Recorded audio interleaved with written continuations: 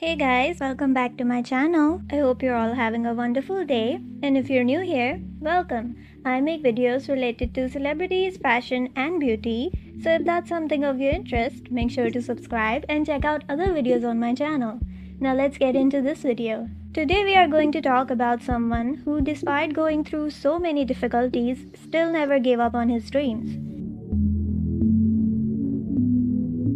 Min Yoongi, also known as SUGA, was born on 9th of March 1993 in Daegu, South Korea. His family consists of his parents and an older brother, making him the youngest in his family. SUGA was born in a very poor family and they struggled a lot financially. Growing up, SUGA's heart was never into studying. Instead, he always wanted to do something different and big to help his family financially, as he didn't have any luxuries growing up because of their poor condition. Since a very young age, he loved playing basketball and wanted to become a professional basketball player once he grew up. But things changed for him when he heard Raga Muffin, which is a song by a Korean hip-hop duo called Stony Skunk. It was something that he had never heard before, and that left a mark on him. And that was the beginning of SUGA's interest and love for rap music.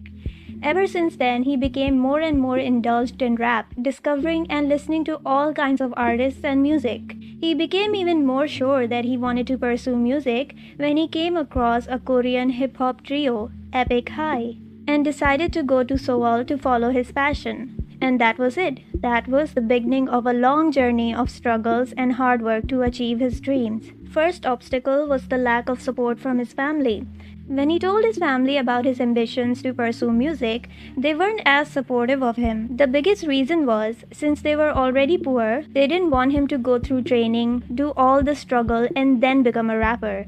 And even then, there was no guarantee that he would succeed. In a way, I don't completely blame his family for thinking that way, especially when they were already struggling financially, as entertainment business is something that depends highly on connections and extreme luck. And since SUGA didn't have connections in the industry, it was all left on his luck. But SUGA had already made his mind. But since he didn't want to disappoint his family, he took a part-time job. His older brother already had a job and used to take care of the household expenses. SUGA always felt that his family gave more attention to his brother and loved him more. That's why SUGA used to try different ways to grab their attention as well and become a beloved son. But according to him, that never really happened. And all of this made SUGA very sad and anxious, and he started to fall into depression. SUGA shared these feelings with his older brother, and his brother listened to him and tried to understand his feelings, and then finally encouraged him to go and follow his dreams, and that he'll always support him no matter what.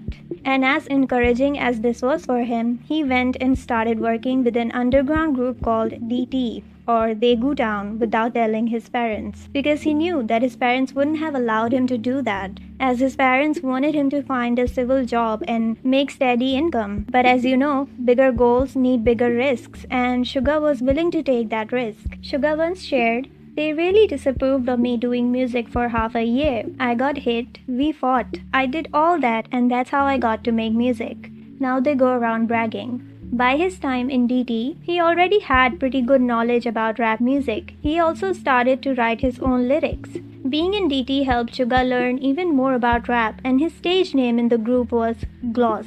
By the age of 17, SUGA had also started a part-time job at a recording studio where he used to compose and arrange music, adding on to his knowledge and building up his experience at the same time. Many underground rappers looked to work with him, but he didn't get paid for it. He composed songs and wrote lyrics. He started rapping and giving performances. Many times he sold his songs but got scammed in return. At the age of 18 in 2010, SUGA saw a flyer for a rap competition/audition called Hit It and decided to give it a try. SUGA's audition impressed the staff, and even though he didn't win the competition, he did end up getting second place and became a trainee/a producer at none other than Big Hit Entertainment, the company that we all know gave birth to the legends, BTS. Even though he wanted to become a producer, but the company wanted to sign him as an idol trainee. But it was an opportunity that he didn't want to lose. So he went ahead with it. Before he knew it, he was being forced to dance, something he wasn't used to. Trainee days were just as difficult, if not more, as he barely had any income. He would buy lottery tickets out of desperation. I felt so hopeless when we were trainees. I bought one lottery ticket every week. A pig would appear in my dreams and tell me the numbers in Korean. But still, this was only the start, and SUGA was still struggling financially, so much that sometimes he had to pick between eating food or taking the bus. So, by this time, to support himself and pay his tuition fees, he started a part-time job as a delivery boy. One time, SUGA was going to deliver an order when he was involved in an accident and ended up injuring his shoulder, and the doctor told him to not do any activities that might put strain on it. He lied to his company that he had fallen down the stairs. I was riding the bike when I got hit at the intersection. The next day, I couldn't move my shoulder. I didn't tell the agency. I thought that they'd let me go if I told them. Due to his financial situation and his injury, he couldn't do much and decided to just quit being a trainee. However, this was when Bang Si-hyuk stopped SUGA from leaving and told him that he was willing to wait for his shoulder to heal. He told him, "I'll wait for you. Let's do this together." He even paid for SUGA's entire tuition fees so that he didn't have to worry much about the money. Talk about an angel in disguise. Maybe that's why he has such a great relation with BTS even today. As a trainee, SUGA always had self-doubts about his future and his looks, and he felt that he could not make it as a singer. In an interview in 2016, he said, "The press is raising issues with the standard of beauty as how thin someone is. On the other side of the world, however, there are those who die from starvation.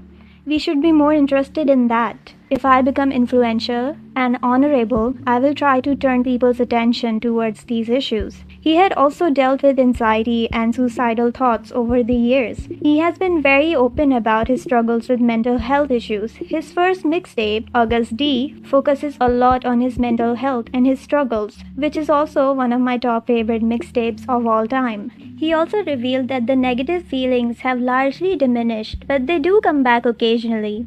But he feels that he is much better equipped to deal with them now. He also revealed that his members also helped him a lot to overcome these dark thoughts. Especially J-Hope had motivated him a lot and kept him positive, and that's why they both are so close. Over the course of his training period, he also became close with the other members as well. And finally, after years of hard work and struggle, on 12th of June 2013, SUGA was finally able to make his debut with BTS. But his struggles didn't end there. Even after their debut, BTS struggled a lot to hit big. They were mistreated and treated poorly by a lot of variety shows. In one instant, when BTS appeared on Weekly Idol, SUGA presented a self-produced song for the hosts, Donnie and Koni, whom he idolized. But the host cut the song midway, saying that it was not their style. These mistreatments might be the reason why BTS started their own show, Run BTS, which obviously would go on to become extremely iconic. SUGA, RM, and J-Hope were also criticized a lot by other underground rappers, and they would say that they were not real rappers because they wore stage makeup and danced. The group's performances would also be cut from a lot of music festivals and music broadcasts. Since SUGA was one of the main producers of the group, he started to get very anxious and depressed because he always wondered that they worked so hard and put so much effort, so why were they not getting successful? Why were their songs not hitting big? And because of these worries and thoughts, he would spend even more time working on their music and skills. And you know, as many people say, there is always a light at the end of the tunnel. After endless sleepless nights and hard work, BTS finally started to gain interest when they came out with their song I Need You in 2015. This song was basically the start of people's interest in BTS and also got them their first ever music show win.